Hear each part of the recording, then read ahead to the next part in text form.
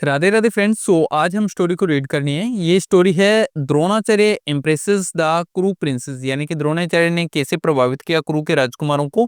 Story बहुत ही interesting है, but अगर आप स्टेप बाय स्टेप बैक की स्टोरियों को साथ में लेकर चल रहे हो, देन आपको समझ में आएगा कि ये स्टोरी एक दूसरे से कनेक्टेड है और कैसे हमारी स्टोरी चल रही है। ठीक है। मैं मान के चल रहा हूँ कि आप बिल्कुल ही बिगिनर है और आप जो बिगिनर लेवल का होता है, मैं उसी अकॉर्डिंग से यहाँ पर स्टोरी को रीड करवाऊंगा।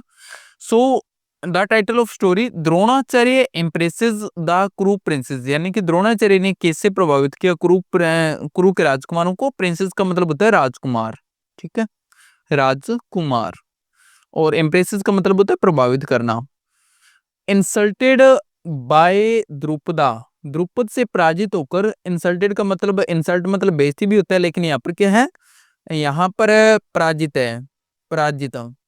द्रुपद से पराजित होकर द्रोणा वेंट टू परशुरामा, द्रोणा कहां पर गए, परशुराम के पास में गए। गो की सेकंड फॉर्म है ये वेंट, द्रोणा परशुराम के पास में गए।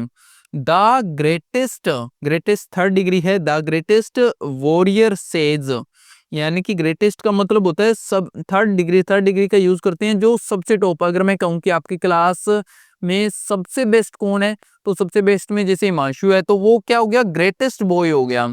जो सबसे ज्यादा टॉप पर हो एक लेवल में, तो वो ग्रेटेस्ट होता है। द ग्रेटेस्ट वॉरियर है, द ग्रेटेस्ट वॉरियर सेज, यानी कि सबसे महान योद्धा, सबसे महान योद्धा ऋषि ऑफ ऑल टाइम्स, सभी समय के। And mastered archery, mastered archery, mastered का मतलब होता है निपुण, किसी चीज के अंदर निपुण होना। और आर्चरी मतलब तीरंदाजी, तीरंदाजी हिंदी में लिख लेना दोस्तों।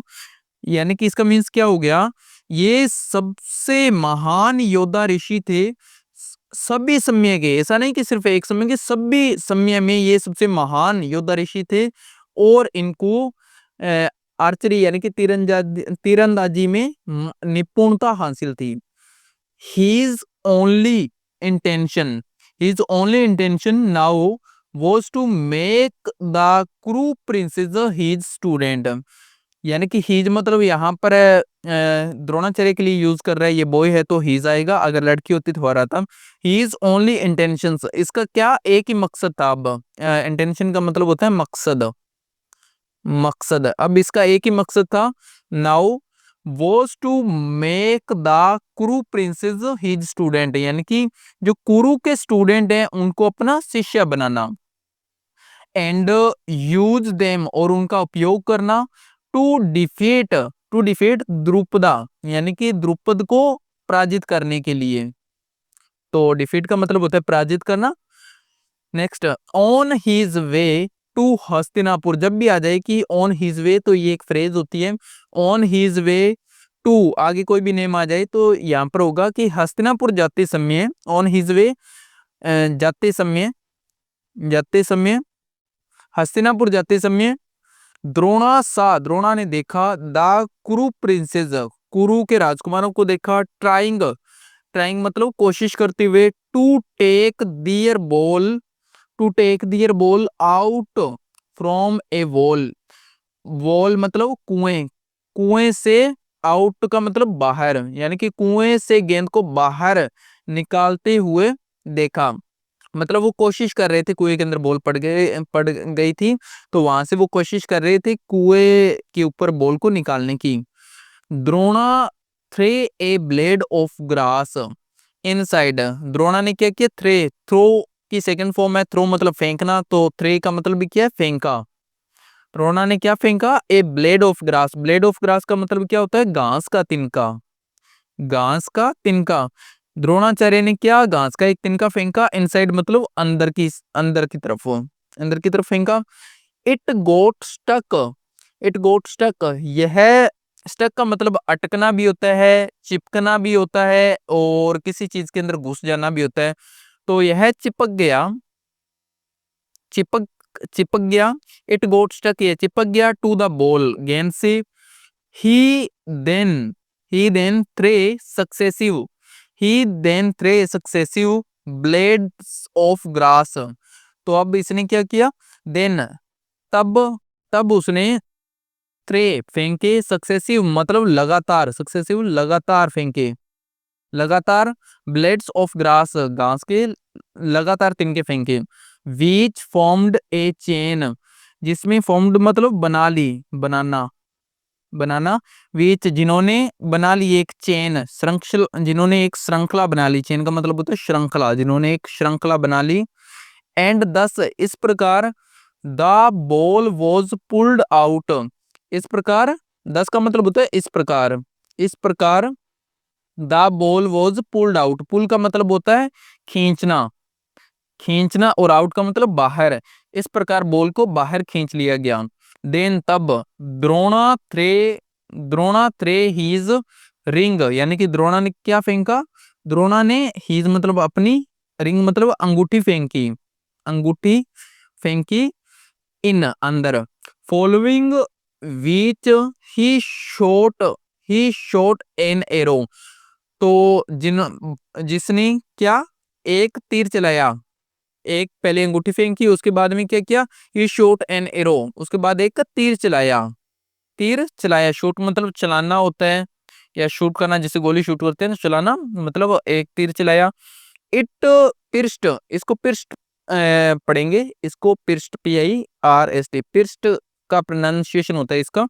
पिर्स्ट मतलब होता है छिद्रित कर देना किसी चीज को, किसी चीज के अंदर आर पार चले जाना। It pierced the water from inside the ring, यानी कि इट पिर्स्ट, यह पार कर गया, द वाटर, यह पानी के पार कर गया, फ्रॉम इनसाइड द रिंग, यानी कि जो रिंग थी, रिंग के पानी के पार कर गया, जैसे ये रिंग है, रिंग के पानी के पार कर गया, ठीक है। जो तीर था वो जो पानी के अंदर रिंग पड़ी थी उसके पार कर गया। And bounced back, bounced back to Drona, bounced back का मतलब होता है वापिस आ जाना, और यह द्रोणा के पास वापिस आ गया, बैक का मतलब वापिस आ जाना, bounced back. Astonished by this acumen, यानी कि एस्टोनिश्ड मतलब आश्चर्यचकित होकर, बाय के द्वारा, दिस एक्यूमेन कुशाग्र बुद्धि, इसका मतलब होगा कुशाग्र बुद्धि, कुशाग्र बुद्धि से आश्चर्यचकित होकर, द कुरु प्रिंसेस, यानी कि कुरु के राजकुमार, रिक्वेस्टेड विनती की, भीष्मा टू अपॉइंट, भीष्म से नियुक्त करने के लिए, द्रोणा, द्रोणा को एज दियर टीचर, मतलब उनका टीचर नियुक्त करने की विनती की। द्रोणा प्लेस्ड, द्रोणा ने रखी, प्लेस्ड मतलब होता है रखना, द्रोणा ने रखी, हीज कंडीशन, द्रोणा ने एक शर्त रखी, डेट की, एज फीस मतलब फीस के रूप में, the princes would have to, जब भी वुड यानी कि हैव टू आ जाए, मतलब इसका सेंस आएगा पड़ेगा, हैव टू पड़ेगा, पड़ेगा, ठीक है। वुड हैव टू, वुड का मतलब ये फ्यूचर के अंदर चला जाता है, पास्ट के। The princes would have to, यानी कि राजकुमारों को पड़ेगा डिफीट, पराजित करना, द्रुपद, द्रुपद को, इन ए बैटल, लड़ाई में।